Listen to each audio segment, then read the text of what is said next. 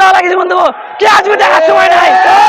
সরকার হোক, যে কোনো কেউ হোক, যে নির্বাচিত সরকারে আসুক, কাউকে দেখার সময় নাই।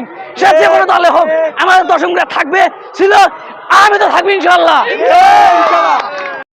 আমাদের দাবি একটাই, আমাদের যে ডিপ্লোমাধারীদের জন্য দশম গ্রেড ছিল, এটা আগে থেকে, অনেক আগে থেকে ছিল, এটা থাকবে ইনশাল্লাহ। বারবার অনেক বছর পর পর, কিছু সময় পর পর দেখা যাচ্ছে যে তারা এই দশম গ্রেড নিয়ে টানাটানি করতেছে। যারা বিএসসি ইঞ্জিনিয়ার আছে তারা নবম গ্রেডের জন্য, কিন্তু তারা আবার এই দশম গ্রেডে কেন আসতে চায়? দশম গ্রেড শুধু ডিপ্লোমাধারীদের জন্য।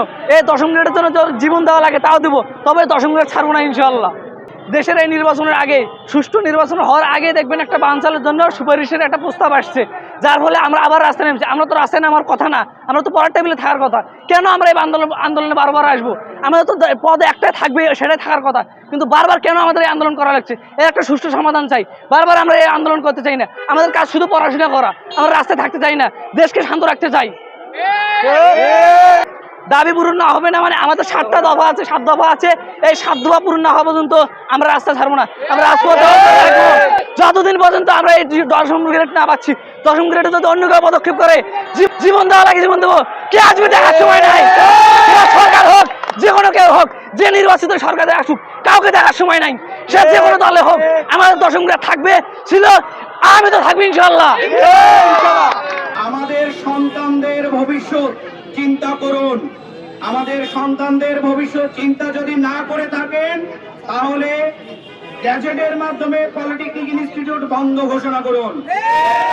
পলিটেকনিক ইনস্টিটিউট চালু করতে চাইলে, পলিটেকনিক ইনস্টিটিউট যদি বাংলাদেশে থাকে, দশম গ্রেড পলিটেকনিক পলিটেকনিক শিক্ষার্থীদের জন্য থাকতে হবে।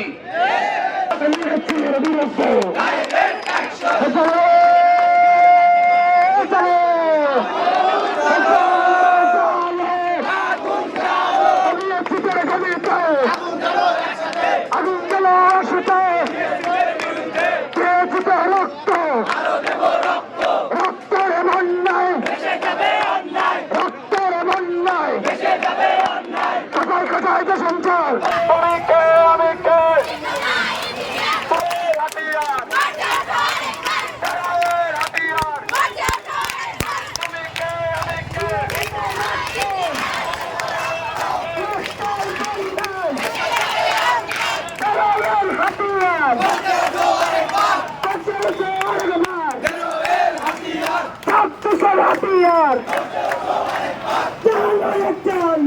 আগুন চালো, বিএসসি তার বলেছে।